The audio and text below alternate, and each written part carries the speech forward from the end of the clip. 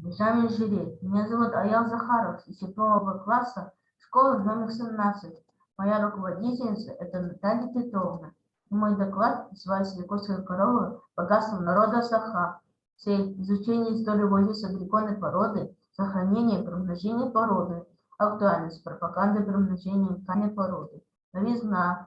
В время пандемии доказано, что масса якутской коровы полезна для легких.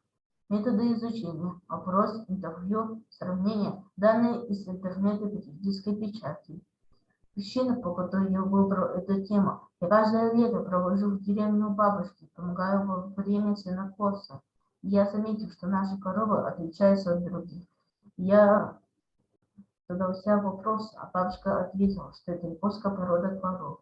И это вызвало у меня интерес. Еще известно, что якутская порода была во времен неолита, нигде в мире больше нет такой породы. Поговори 1500, без коровы 400 кг, без бука 550 кг. Потребление сена в год составляет 2 тонны. Я сделал таблицу, насколько отличается якутская корова с обычной. Это густой мех, короткие, крепкие ноги, как показано по слайду. И кличка якутской коровы моей бабушки Магашина, она родила теленка. Я назвал ее Харачана. Окрас у теленка черный. При рождении она весила 13 кг, а в течение года теленок набрал вес до 116 кг. Я сделал опрос среди одноклассников, насколько они знают якутскую породу. К сожалению, мало. И для сравнения мной был приготовлен суп из мяса исхода якутской породы. Как вы видите, бульон из якутской породы более жирный, как и молоко. Жирность молока, годовой дой молока, питательность и состав мяса у якутской коровы более лучше, чем у обычной. Сравнительная таблица показывает, что якутская корова мороустойчивая, потребляет мало сена, и ее состав жира составляет от 5% до 8%.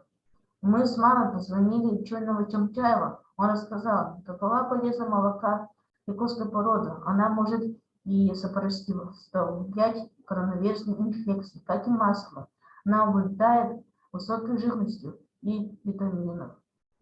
И к тому же мясо якутской породы более мраморное. Ее можно жарить без масла.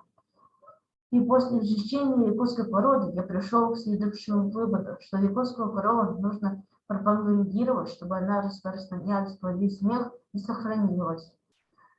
И вот эту тему я сделал более короткой. Я не намерен останавливать. Я должен выяснить, как коровы живут в современных коровниках. Спасибо за внимание.